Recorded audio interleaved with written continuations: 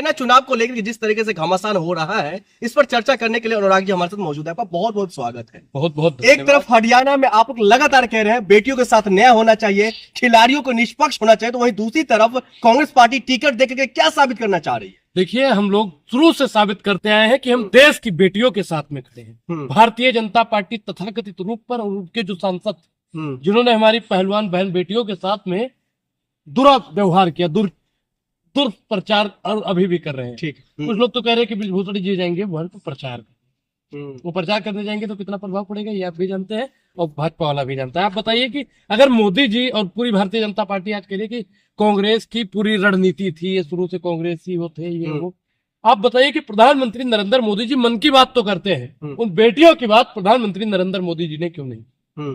वो अपने एक सांसद को बचाने के लिए देश की तमाम बेटियों को एक तरफा कर दी, एक तरफ कर दी अपने सांसद की। आज देश की बेटियों को हम लोग अगर टिकट दे रहे हैं तो आप लोगों के हजम नहीं हो रही है। नहीं, आप लगातार जो कह रहे हैं हम देश की बेटियों के साथ खड़े, देश के बेटियों के लिए न्याय की बात कर रहे हैं, तो वहीं दूसरी तरफ राजनीति भी तो आप ही लोग कर रहे हैं। नहीं, बेटियों पे हम लोग राजनीति क्या करते हैं? अगर विनेश फोगाट जी को हम लोग टिकट दे रहे तो आपको दिक्कत है इसमें? आप दे देते। विनेश फोगाट की बहन एक है, वो तो भाजपा में थी, उसका टिकट क्या काट दिया भाजपा वालों ने? भाजपा वालों को टिकट देना चाहिए। भाजपा वाले बेटियों के हित तैसी हो ही नहीं सकते। आप बताइए, मणिपुर में अभी आज भी 5 लोग मरे हैं और 16 से ज्यादा लोग घायल हुए। आप बताइए प्रधानमंत्री जी उस पर कब बोलेंगे? वो सिर्फ और सिर्फ विनेश फोगाट और पूरे पहलवान को वो टारगेट करने का काम कर रहे हैं। ब्रजभूषण शरण सिंह ने साफ साफ कहा है जो ये तमाम जो चीजें थी तो वो दीपेंद्र हुड्डा और भूपेंद्र हुड्डा का कामकाज है और उनका बोलने का तरीके से हुआ है। भाजपा वाले अपना इस पे रोटी क्यों नहीं सेक पाए? अगर इनको लगता है कि ये चीज राजनीति थी तो प्रधानमंत्री नरेंद्र मोदी जी को भाजपा के किन नेताओं का नाम बताइए जो यहाँ जंतर मंतर पर आए हो। एक भी नेता भारतीय जनता पार्टी का जंतर मंतर पे? वो तो कह रहे हम राजनीति नहीं करते, देश हित में काम करते हैं। आप बताइए कि उद्देश्य हित में काम था महिलाओं का शोषण करना? महिलाओं ने जो यौन शोषण का आरोप लगाया था माननीय नेताजी पर, वो देश हित में था। क्या बात, कहाँ से लॉजिक लाते हैं ब्रजभूषण जी और भारतीय जनता पार्टी के लोग? कहाँ से लाते हैं सब दिमाग के पास, कहाँ से आता है? तो क्या एक टिकट देने से हरियाणा में आप हरियाणा जीत? मैं एक चीज आपको बता दूं कि भारतीय जनता पार्टी का सुपड़ा इस बार हरियाणा से साफ होने वाला है। इस बार कांग्रेस पार्टी 70+ सीटों पर हरियाणा में सरकार बनाने। पिछले 2 बार से भी यही कह रहे हैं। 10 साल से तो सरकार है ना हरियाणा में। चीज आपको बता दूं कि पिछले 10 साल में हरियाणा ने जो झेला है, इस बार हरियाणा की जनता नहीं झेलना। क्या झेला हरियाणा ने? किसानों की बात भारतीय जनता पार्टी कर रही है, महिलाओं की बात भारतीय जनता पार्टी कर रही है, युवाओं की बात भारतीय जनता पार्टी कर रही है। अब सैनी साहब को सुन रहे हैं, सैनी साहब ने साफ पिछले 10 सालों से भाजपाइयों को सुन रहे हैं, पिछले 10 सालों से भाजपाइयों को सुन रहे हैं। आप बताइए कि 37% युवा बेरोजगार, युवा की बात करते हैं। आप बताइए महिलाओं पर अगर बात की जाए तो महिलाओं का आए दिन यौन शोषण होता है। पहलवानों ने क्या आरोप लगाया था?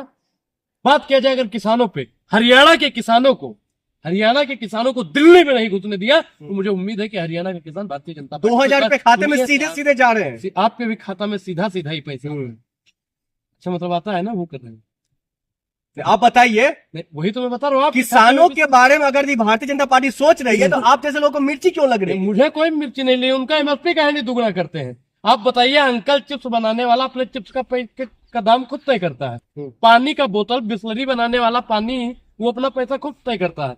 ये माइक बनाने वाली कंपनी अपना पैसा खुद तय करती है, मोबाइल बनाने वाली कंपनी अपना पैसा खुद तय करती है। लेकिन गेहूं उगाने वाला किसान अपना पैसा नहीं तय करेगा। अब बताइए, धान उगाने वाला किसान अपना पैसा तय करेगा कि नहीं? ये शर्ट बनाने वाली कंपनी अपना पैसा तय करती है, लेकिन आलू उगाने वाला किसान अपना पैसा ना तय करे। ये बेईमानी है साहब, क्योंकि किसान जो है वो भारतीय जनता पार्टी को चंदा नहीं दे पाता है। जिस दिन किसान इस देश का चंदा देना भारतीय जनता पार्टी को शुरू कर देगा, भाजपा वालों का एमएसपी दुगना कर देगा। तो क्या ये एमएसपी और नौजवान और किसान का ही मेन मुद्दा है इस बार?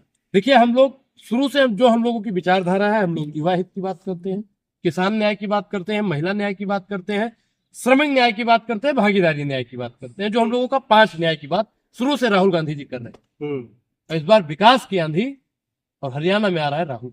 उनके तरफ भी चाणक्य है, अमित शाह जी, प्रधानमंत्री मोदी जी, तमाम नेता लगातार इस पर मीटिंग कर रहे हैं। हर गंजा चाणक्य नहीं होता, लेकिन हाँ कटप्पा जी। अमित शाह जी लगातार दावे ठोक रहे हैं, इस बार भी हम हरियाणा जीत कर रहेंगे। देखिए, ये उनका अहंकार है। वो लोग तो बोल रहे थे अब की बार 400 पार, लेकिन 240 सत्ता में तो आए ना, 240 पार नहीं कर पाए। किसकी सरकार है इस बार? देश में किसकी सरकार है आप बताओ, किसकी सरकार है? भारतीय जनता पार्टी के प्रधानमंत्री नरेंद्र मोदी जी बैठे हुए मैं हैं। पूछ रहा हूँ इस देश में सरकार किसकी है? एनडीए की। एनडीए की सरकार है, तो भाजपा वाला कैसे बोल सकते हैं आप? एनडीए की सरकार है। अगर नीतीश बाबू और चंद्रबाबू नायडू अपना समर्थन वापस ले ले तो भारतीय जनता पार्टी की कुर्सी बिखर जाएगी। जैसे ताश का पत्ता बिखर जाता है वैसे ही पूरी भारतीय जनता पार्टी बिखर जाएगी। ये नीतीश कुमार और चंद्रबाबू नायडू का बात तो पिछले कई महीनों से आप लोग कर रहे हैं। राख हौसला वो मंजर भी आएगा, प्यासे के पास चलकर समुंदर भी आएगा, यूं थक कर न बैठे मंजिल के मुसाफिर, मंजिल भी मिलेगी और मिलने का मजा भी आएगा। अगर ये लोग जातीय जनगणना नहीं करवाएंगे तो चंद्रबाबू नायडू भी इनसे दूर जाएंगे और नीतीश चाचा भी इनसे दूर। फिर कहाँ जाएंगे ये लोग? इंडिया गठबंधन। तो स्वागत करेगी इंडिया गठबंधन? बिल्कुल हम लोग स्वागत करने के लिए तैयार हैं, तो नरेंद्र मोदी को भी अपनी पार्टी में। मतलब अगर चंद्रबाबू नायडू और नीतीश कुमार भारतीय जनता पार्टी का साथ छोड़ करके इंडिया में आप स्वागत करेंगे? तो हम लोग बिल्कुल स्वागत करेंगे, क्योंकि हम लोग देश हित की बात करते हैं और जो भी देश हित का बात करेगा हम लोग इंडिया गठबंधन में उसे। ठीक है, एक दूसरी तरफ सवाल की तरफ चलते हैं। आए दिनों लगातार आप जो है खोल करके कंगना रनौत पर बोलते हुए नजर आ रहे हैं। भारतीय जनता पार्टी की सांसद है, इमरजेंसी फिल्म आ रही है, इमरजेंसी फिल्म को लेकर के आप लोगों की काफी आपत्ति है, जो इंदिरा जी का छवि खराब करे, सिख समुदाय का छवि खराब करे, लेकिन उनको सर्टिफिकेट भी मिल गया और जल्द ही रिलीज डेट भी आ जाएगा। देखिए, जो सेंसर बोर्ड ने उनको सर्टिफिकेट दिया है, हम सेंसर बोर्ड पे कोई विशेष टिप्पणी नहीं करना चाहते, लेकिन ये कहीं ना कहीं ये मूवी नहीं, ये प्रोपोगंडा है। ये कांग्रेस को और इंदिरा जी की छवि को और हमारे सिख समाज की छवि को बर्बाद करने की, बेकार करने की, नीचा दिखाने की एक सोची समझी साजिश। और वर्तमान सरकार को भी इस पर एक्शन लेना चाहिए, क्योंकि इस देश के सिखों ने भी भारतीय जनता पार्टी को वोट दिया, तब जाके नरेंद्र मोदी प्रधानमंत्री।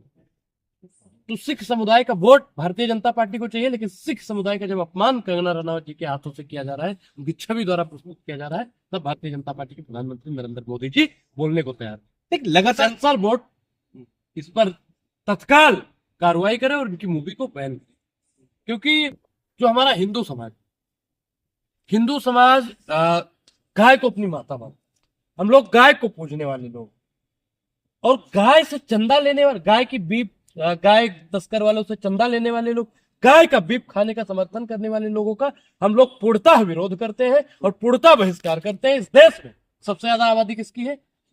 तो हमारा तमाम हिंदू भाई, तमाम सनातनी भाई इस मूवी का बहिष्कार करेंगे, क्योंकि आज तक अभी कंगना रनौत का इस पर कोई स्टेटमेंट नहीं आया है, कोई उन्होंने सफाई प्रस्तुत नहीं की है, तो हम लोग कंगना रनौत की उस मूवी का पूर्णतः विरोध करते हैं। लेकिन आप विरोध करने का कोई तर्क आप जो है नहीं दे रहे क्लियर, क्योंकि लगातार मैं बता रहा हूँ, जो गाय का बीफ खाता है उसका सनातनी भाई, हिंदू भाई विरोध करता था, करता है, करता रहे। किसी के निजी टिप्पणी पर से तो थोड़ा सा बचिए।